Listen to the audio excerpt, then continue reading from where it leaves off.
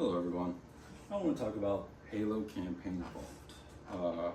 I've seen a lot of people talk about this game online, what it is, what it could be, what it couldn't be, and I really want to talk about this. One of the main reasons I've been a lifelong Halo fan. I got the original Xbox because of it. I got the 360 mainly because I knew Halo 3 was going to be out on it. Granted, it was like $300 cheaper than the PS3, but still, like, I love this series. I've played every game. I've even played like the Spartan Assault games, played Halo Wars 1. I don't think I touched 2, but I'm not really an RTS person. I really want to talk about this because I feel like the game is getting a little bit too harsh of a critique at the moment. I really there's things to be worried about, no doubt, but this is a new game for a new generation. And I just want to, I have some notes, some key talking points I just want to go over and just have a discussion about the game, what some people are saying about it online, and what some people are worried about and not worried about. So the first thing, I think one of the bigger things is the art style.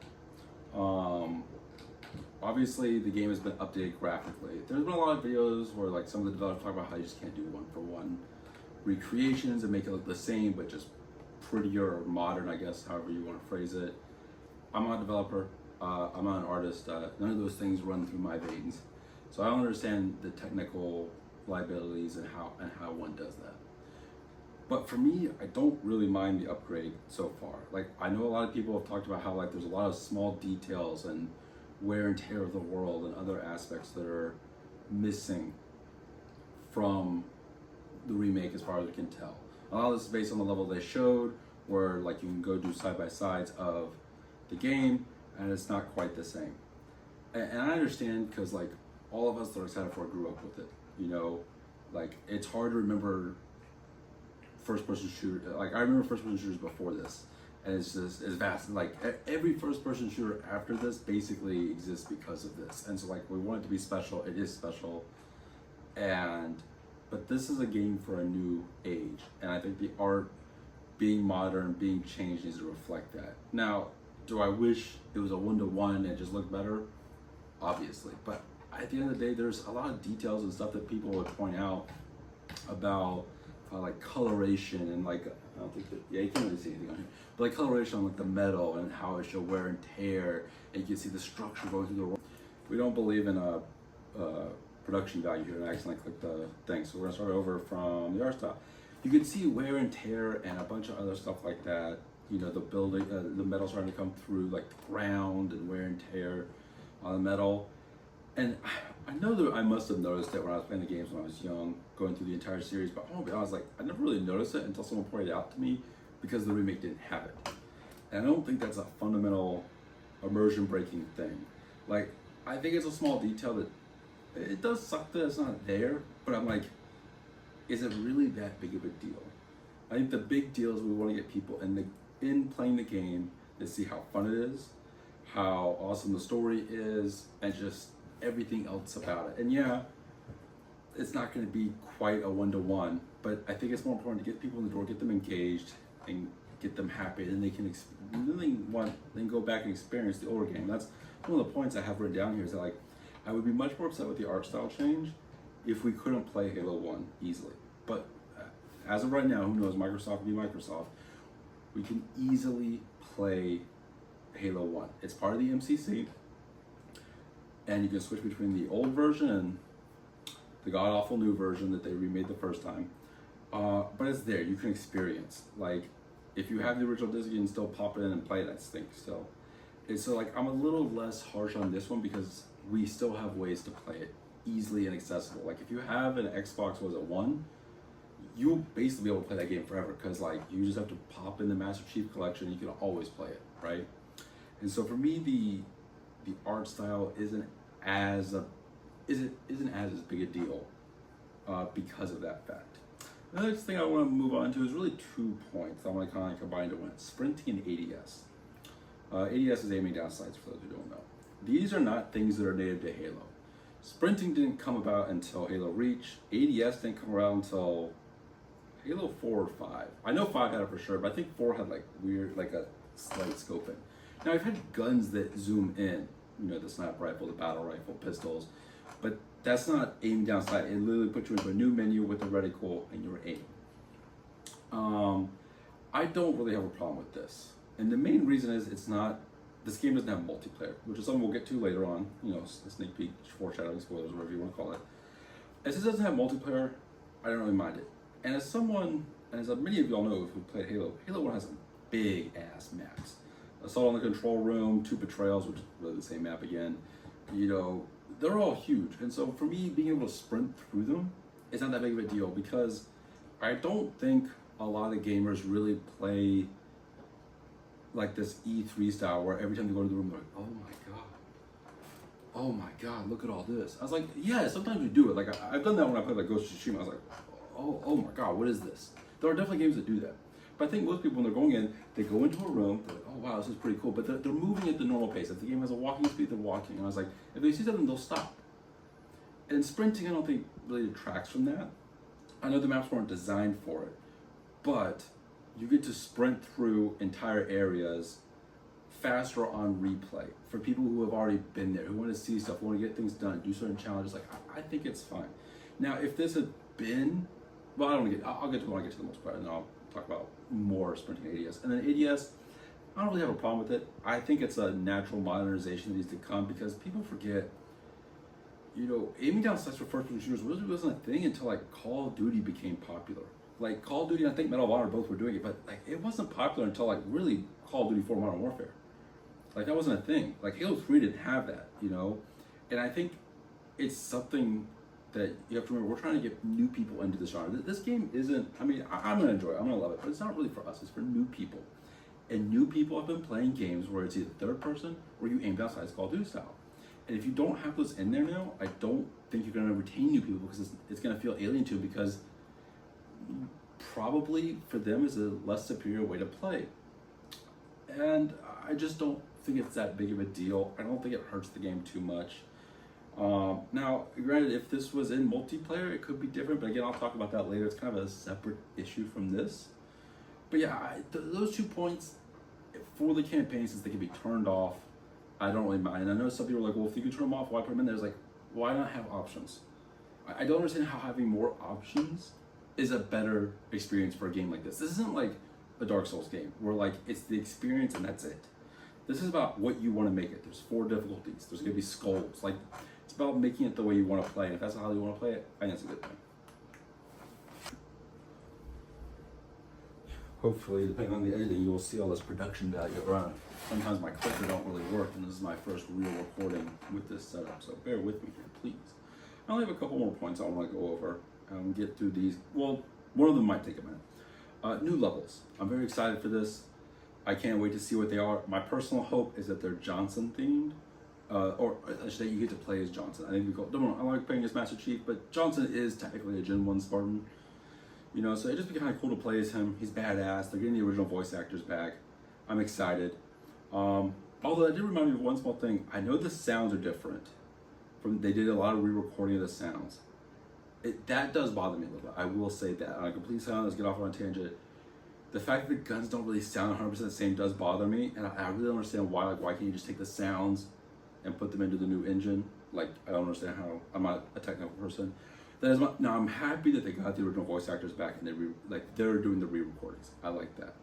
But I think until we get the full game, I want to leave the sound like one demo and people playing it. Like we need the full experience. Maybe when we finally get it and we're hands on, you get your headphones on or wherever, you don't notice it. But that's aside. The new levels. I'm very excited for it. I really can't wait to see what these are. I'm not a big Halo lore person outside of the games. I've watched the videos, but I pretty much know what the games tell me. And I'm a big fan, and a lot of people, like, I think like Hackman and everything have talked about how like the story needs to be in the games. Like I shouldn't have to leave the games to understand the next game, which is not something that happens in sequels. Like after Halo 4, like starting with Halo 4, like if you do not read the books, it doesn't make sense. Like it doesn't make sense anyways, but it makes more sense. Less, whatever. So I'm really excited to see what these are. You know, I played Halo Reach, and I know Reach was an original. The Reach video game was a retcon from the book originally. So I'm just interested to see what they are, how they fit in. It's kind of interesting the prequels. I think if we're gonna get extra missions, I think some of the other. I think I've heard this from other YouTubers, which is probably where I got the idea. Is that like having you play as like soldiers or other people, like while Chief is doing the other stuff would have been pretty cool too. But that's kind of more of like a Halo ODST kind of experience, which I think would be kind of sweet. Like if you were to make a new game that's like Halo 3 ODST style, like imagine they had Halo 3, a Halo style game with the people on the ring. Like I know like most of them, I think they all like die eventually because I think only Chief Johnson and a few others get off the ring eventually. But I don't know, it'd be kind of cool.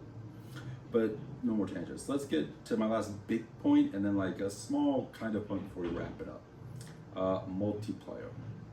I am happy multiplayer isn't in this. And the main reason is I think they would mess it up because I think Microsoft would rush them.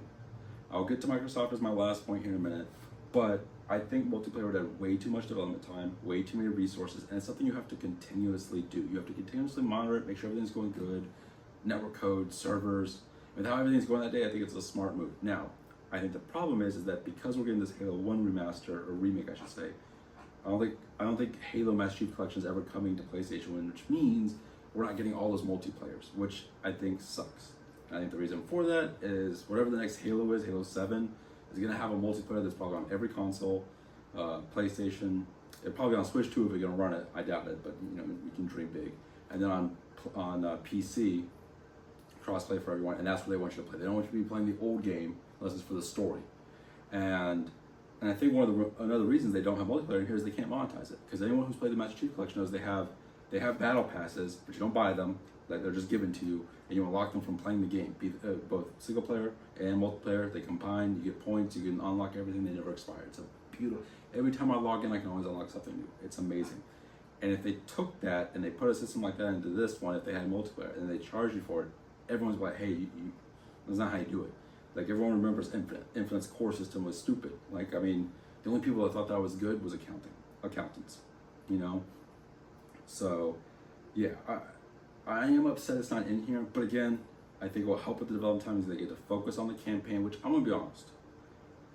Local networking, LANing back in the day was kind of hard. You had to have the friends, they had to have the TVs, you had to have the space, you had to have the cables. People who played Halo multiplayer was more like later on when it became easier than like at the time. Now I love Halo 1 multiplayer, you could do some dumb shit in it. But if it wasn't LAN, it was local. Because I think you could do 4 play, and we were cheating, right? So like, it would have been cool, yes, but like if you played the MCC, how many of you were really playing Halo 1? You know what I mean? Like for me, it's 2 and 3, you know, Reach is in there, you know, plus you got Firefighter that, but I don't know. I just don't think it's that big of a deal because like, I think specifically Halo 1 is about the campaign, where the next ones are about the campaign and the multiplayer. Like the multiplayer was additive in the first one for sure, but it wasn't defining. Like it wasn't. So, but that's where I'll leave it for there. Okay, last point until I wrap things up. Sorry if you can see my notes here. But the last point I want to talk about is Microsoft. And not Xbox, but Microsoft. Because I think Microsoft is going to want to push this game out at the wrong time. I just have that feeling because Xbox is like, what is it, 25th anniversary or 30, one of the big anniversaries is coming up this year. Like on November like 15, 16, something like that. I know it's like 4 or 5 days before GT 6, and they're probably gonna either put it out before then, it's gonna clash or something because Halo won't launch with the Xbox. They want to get that brand recognition or whatever. It's such a stupid idea. Me personally, like if the game was ready, I would launch this in the beginning of the year, like probably like January or April, I think, because I think March and February is a little too crowded right now. And there's no real competition. Maybe even June, you know, beginning of that summer, people get out of school, more free time, something like that. But I mean, obviously they should release it when it's finished, but I'm worried they're gonna release it at a bad time. My bigger worry, I haven't really seen a lot of people talk about this, like, I'm worried they might try to put like some kind of microtransactions in this game. Like I know it's single player only, but that doesn't stop MoneySoft, you know what I'm saying? Like, I could see it, and that does worry me.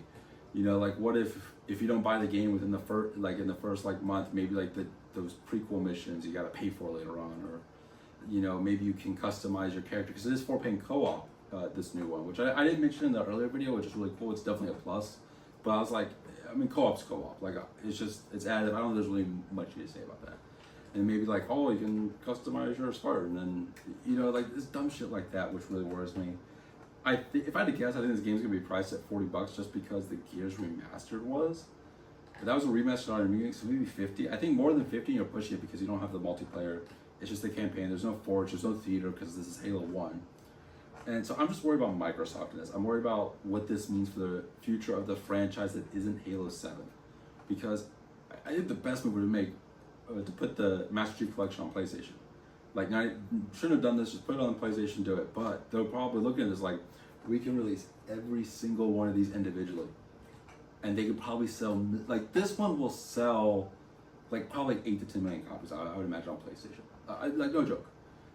And like, if you get 2 and 3, 3 would probably be the best selling, maybe 2, but my speculation is 3, unless they added, like, Forge and theater into 2 retroactively. But I think 3 would be, like, the most popular. And they're like, well, if we can do that every time, and then in the second and third one we can have cosmetics, why wouldn't we do that?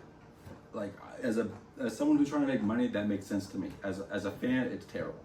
And so that's overall. And so that's my last main point.